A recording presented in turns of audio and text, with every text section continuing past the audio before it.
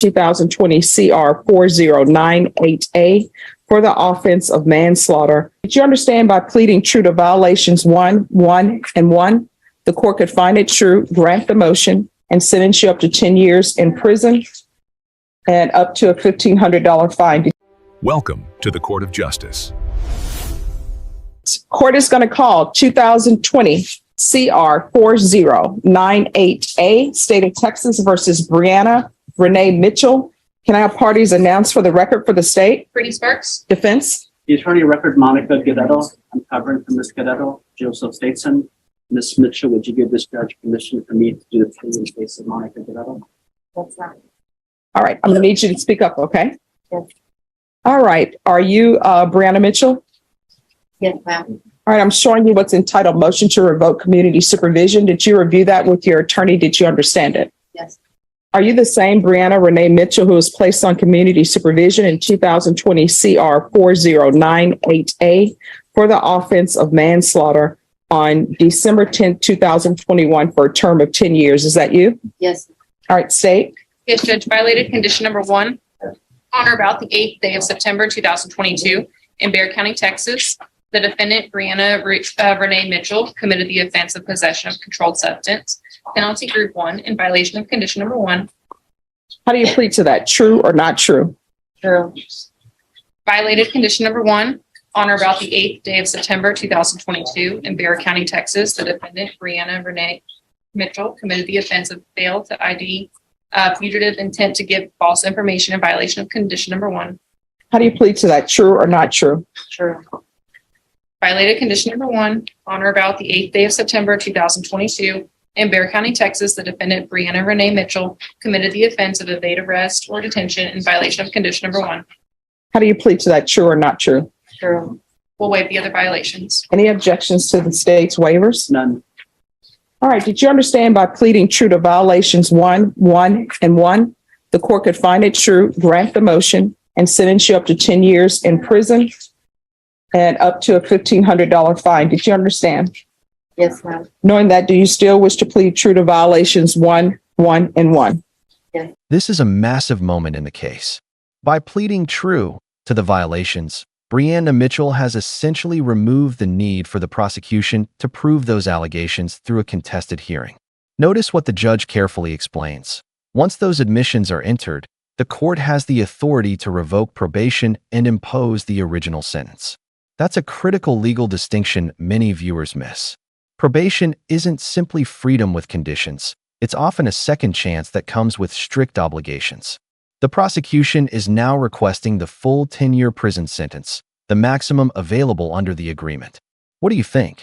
If someone commits new offenses while already on probation for manslaughter, should the court automatically impose the maximum punishment, or should there still be room for rehabilitation? The court will find 1, 1, and 1 true. Is there an agreement? Yes, Judge. We're asking that you grant the motion, revoke her probation, and sentence her to 10 years in TDC. In addition, Judge, will be taking into consideration cause numbers 2022 CR 10345B, County Court cause number 692652, County Court cause number 692653. Is that the agreement, defense? It is, Your Honor, and I believe I may have made a clerical typo on the certificate of appeal. I may have put I may have put the case in TIC instead of the NPR. That's my mistake. Yes. No, I'll correct that. Is there any objections to the court correcting that with the proper cause number? None from the defense. And if I may put something else on the record, Your Honor. Yes. This offense was created during a time where Ms. Mitchell was on federal release, supervised release. She has federal back time, and post the offense, she did time in federal prison. I have some dates if I could put those on the record. Yes. She was in custody in federal prison or federal custody on April 18th, 2016, where she was sentenced November 17th, 2016. And she was not released until April 3rd, 2020. When she was released April 3rd, 2020, it was supervised release. and there was a revocation hearing. And she has federal custody time from February 18th, 2022 to April 13th, 2022. Now the hearing takes an unexpected turn. Defense counsel isn't arguing about guilt anymore. That part is already settled. Instead, the fight shifts to something incredibly important: jail credit. Every day credited toward a sentence can make a huge difference in how much time someone ultimately serves.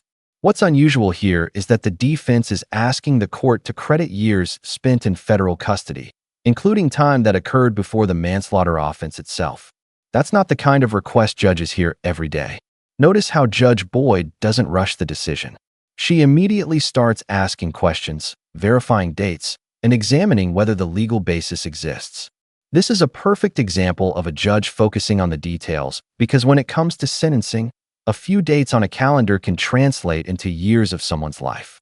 And we ask that she be given credit for federal time in addition to the Bexar County time. So you're asking for credit from April 18, 2016 to April 13, 2020? We are, and I did explain to my client that that is prior to the offense date, but she was still in custody post that also, and that it's the court's discretion to award time. So with regards to the dates from April 18, 2016 to April 13, 2020, was this case open on a motion to revoke or no? I don't believe it was on a motion to revoke.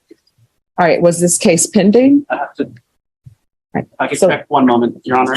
Okay, so that's what I want to know about that. But with regards to the February 18th to 2020, February 18th, 2022 to April 13th, 2022, this was pending, correct? Yes. All right, so she will definitely receive credit for those dates. I just need to check on the April 18th date.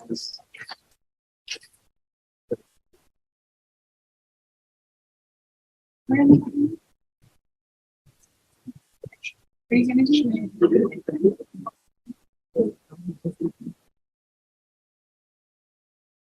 Can you look for that too?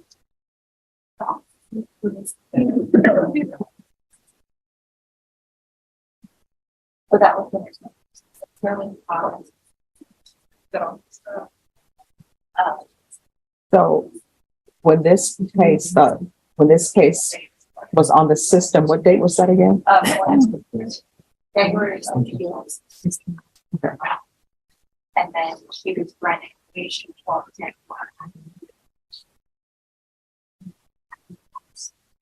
All right. Well, it appears, Ms. Sparks, Yes, Judge. on this case, I'm being informed by the clerk that this case was actually on the system January 2nd, 2016. Yes, Judge, that's what our computer shows. Okay, so we can go back on the record for now. So are you asking the court to follow this agreement? Yes. Are you waiving your right to appeal? Yes, ma'am. What just happened is fascinating from a courtroom perspective. After reviewing the timeline and consulting with court staff, Judge Boyd decides to honor the agreement and award credit for the requested periods of custody. That's a significant ruling because it directly affects how the sentence is calculated. But don't mistake credit for custody as leniency. The defendant still receives the full 10-year prison sentence. In other words, the judge recognizes time already served while simultaneously enforcing the consequences of the probation violations. This is one of those moments that highlights the balance courts try to maintain: fairness in calculation, firmness in punishment. Did the judge strike the right balance here? Or do you think either side got more than they bargained for? All right, then the court is finding 1 and 1 true. The court will follow your agreement, revoke, sentence you to 10 years in the prison, take in consideration 2022 CR 10345B, County Court Cause number 692-652, 692-653, give you credit for any time served, and the court will give you the credit served in federal custody from April 18, 2016 to April 3rd, 2020, and February 18, 2022 to April 13, 2022. Is there anything else from either side with regards to sentencing? No, Judge. Nothing from defense. All right. For some reason, there's no affirmative finding on this of a On the deadly original? weapon. Yes. Let me see something, just one moment. I don't know what the underlying facts of this case were. Just give me 1 second.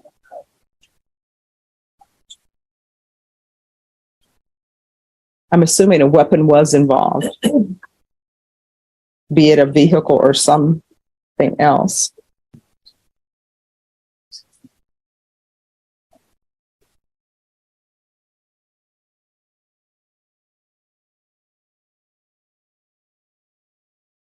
All right, yeah, it's involved a gun. It appears that my client appears that it was the co-defendant who had a gun. Her client didn't have a gun, but that was not negotiated with the district attorney's office with Marcus prior to this. All right, because I mean, according to the, and I know this is before your time, Mr. Statesman, but according to the indictment, it says that Brianna Mitchell did recklessly cause the death of an individual, namely, the complainant, by discharging a deadly weapon. So this is pre this attorney, Ms. Mitchell, but that's what's in the paperwork. So there's going to be an affirmative finding.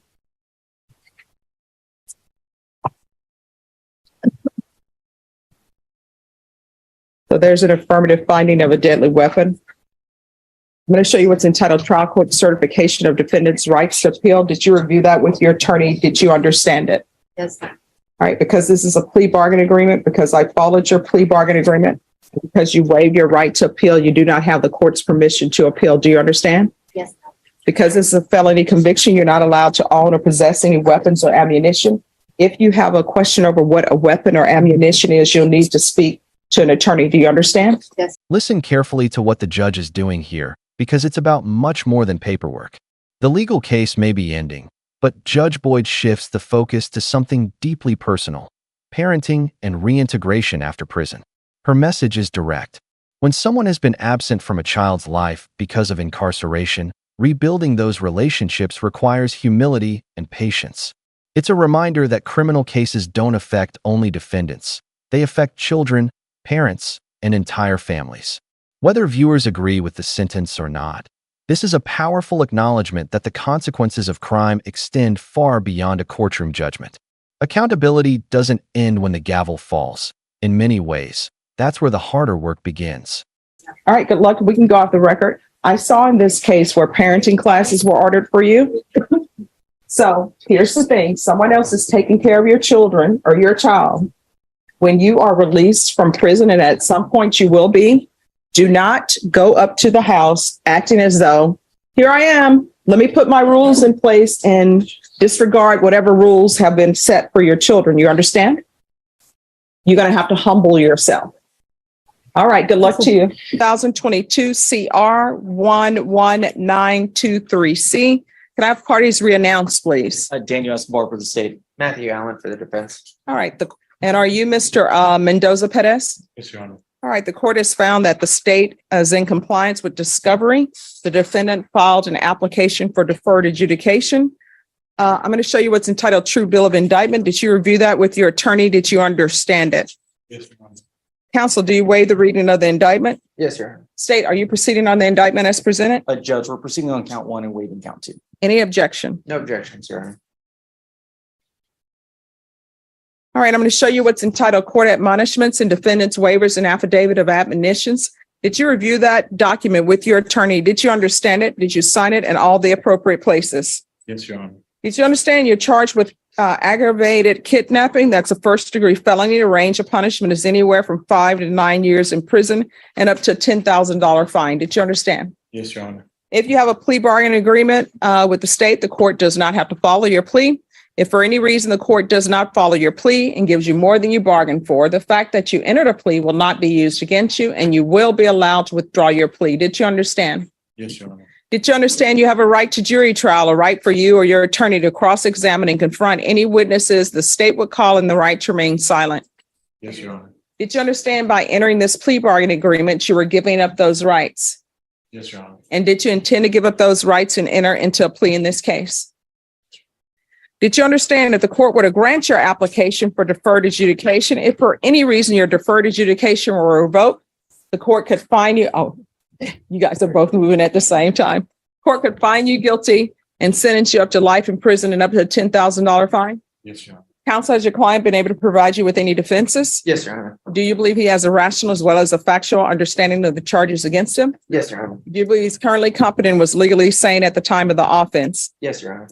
Mr. Pettis, has anyone threatened you, coerced you, or placed you in fear to get you to enter this plea? No, Your Honor. Has anyone promised you anything other than the plea? No, Your Honor. Are you satisfied with the way you've been represented? Are you a U.S. citizen? Yes.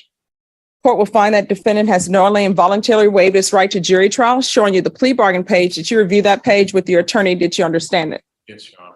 According to the plea, the state is proceeding on count one. There's a $1,500 fine. They recommend deferred adjudication. They're taking in consideration grand jury number 785512, JN number 2096684. And you are to admit that you acted in concert or together with Angel Anthony Rivera, Pedro Jesus Alonso, and Gilbert Gonzalez Jr. Did you understand that to be the plea? Yes, Your Honor. Defense? Yes, Your Honor. State? Yes, Your Honor. Showing you the paragraph entitled waiver of appeal paragraph. Did you review that with your attorney? Did you understand it? Did you sign it in both places? Yes, Your Honor. Did you understand by signing that you're waiving your right to appeal? The only items that can be appealed are written pretrial motions that have been filed, heard, and ruled upon by the court. Did you understand? Yes, Your Honor. Counsel, have there been any such motions? No, Your Honor. Outside the plea bargain agreement, the state is recommending that your deferred adjudication be for a term of 8 years. Did you understand that's what recommendations from the state, and the court does not have to follow that recommendation? Yes, Your Honor. Then to count one, how do you plead? Guilty, not guilty, or no contest? State any evidence? State offer states exhibit 1 in all attachments. No objections. All right. And state, is the complainant aware of this agreement? Judge, we've made attempts to reach out to the complainant, but so far I believe they've been unsuccessful. All right, thank you. All right, state, you may be excused. Showing you what's entitled waiving consent to stipulation of testimony and stipulations. Did you review that document with your attorney? Did you understand it? Did you sign it in all the appropriate places? Yes, Your Honor. Again, did you understand you have a right to a jury trial, a right for you or your attorney to cross-examine and confront any witnesses the state would call, and the right to remain silent? Yes, Your Honor. Did you understand that today the state will be presenting evidence in the form of witnesses' statements and police reports, but most importantly, there will be no live testimony? Did you understand? Yes, Your Honor. Court will find that defendant has knowingly and voluntarily waived and consented to stipulation of testimony and stipulations. Court will accept into evidence states exhibits 1 in attachments and review the same.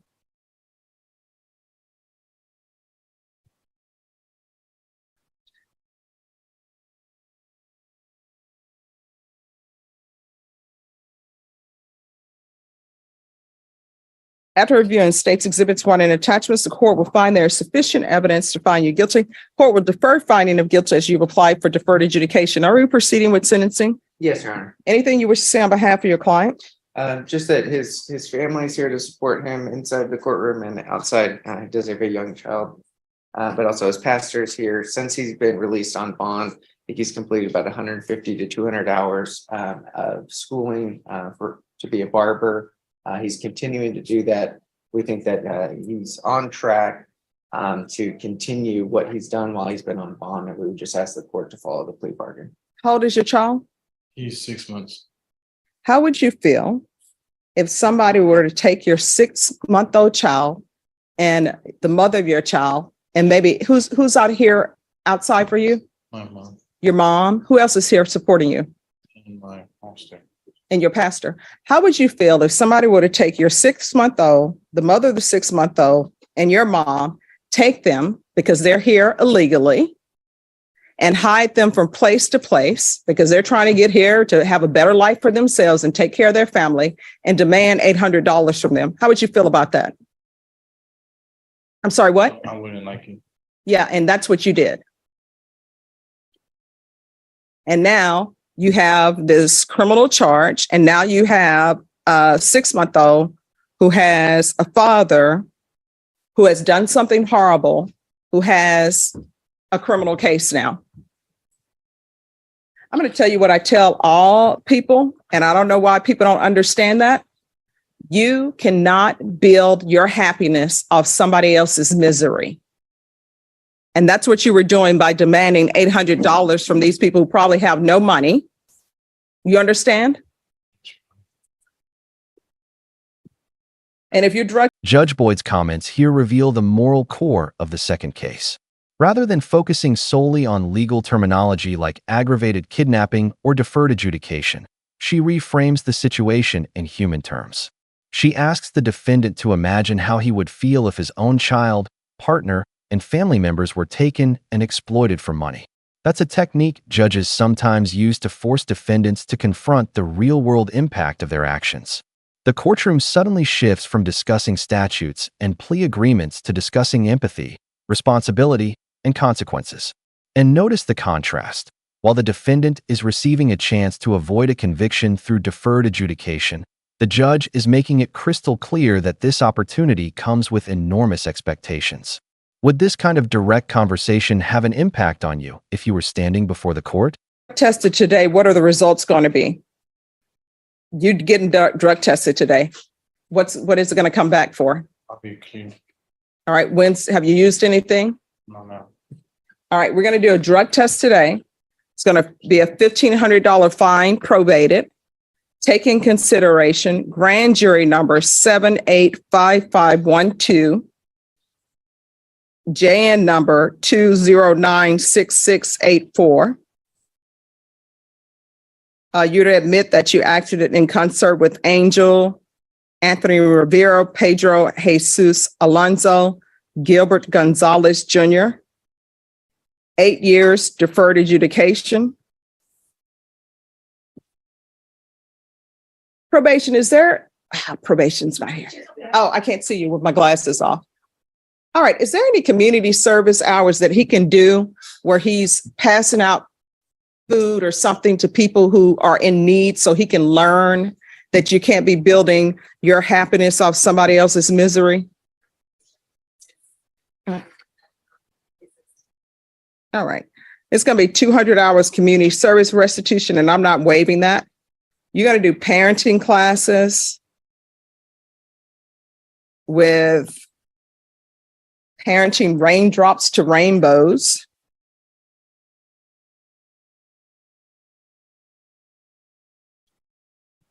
Proof of employment within 30 days. There's to be no employment as a home healthcare provider or with minors. Regular UAs. Regular reporting by Zoom or in person. Field visits 1 time per month until further notice. And probation, when probation feels that they don't need to do field visits anymore, just send me a form and I'll review it. There's to be, oh, did you take $800 for them? Did anybody ever get their $800 that they were demanding? No. If I could, I would just make you pay $800 to somebody. There's to be no contact with the complainant in this case, Benito Lopez. Probation, is there anything else he needs? Is there anything else you need from the court to be successful? No, Your Honor. I'm going to show you what's entitled Trial Court Certification of Defendant's Rights to Appeal. Did you review that document with your attorney? Did you understand it? And did you sign it? Yes, Your Honor. All right, because this is a plea bargain agreement, because I followed your plea bargain agreement, and because you waive your right to appeal, you do not have the court's permission to appeal. Do you understand? Yes, Your Honor. Oh, and I'm so sorry. There is an affirmative finding of deadly weapon. All right, we can go off the record. You're going to have to start making better decisions. And from here on out, anything that you do in this case, you're going to have to ask yourself, is this a decision that could potentially result in me going to prison for life? If the answer is yes, don't do it. If the answer is maybe, don't do it. And because you have a 6-month-old, you want that 6-month-old to be proud to tell everybody, that's my dad. You understand? So from here on out, everything that you do, you should be trying to make your 6-month-old proud that he's lucky enough to have you as a father. You understand? Yes, Your Honor. All right, good luck to you. Brianna Mitchell stood before Judge Stephanie Boyd, having already pleaded true to violating her manslaughter probation with new crimes, drug possession, evading arrest, and lying to police. But the real drama ignited when her attorney requested credit for federal prison time served before her manslaughter offense even happened from 2016 to 2020. Judge Boyd paused. She consulted her clerk. Then she made a decision that stunned the courtroom. She granted the unusual request, giving Mitchell credit for years of prior federal custody, including time from February to April 2022 when the revocation case was pending. But that act of fairness did not mean mercy. The plea agreement demanded maximum consequences. You understand by pleading true, Judge Boyd warned. The court could sentence you up to 10 years in prison. Mitchell admitted yes.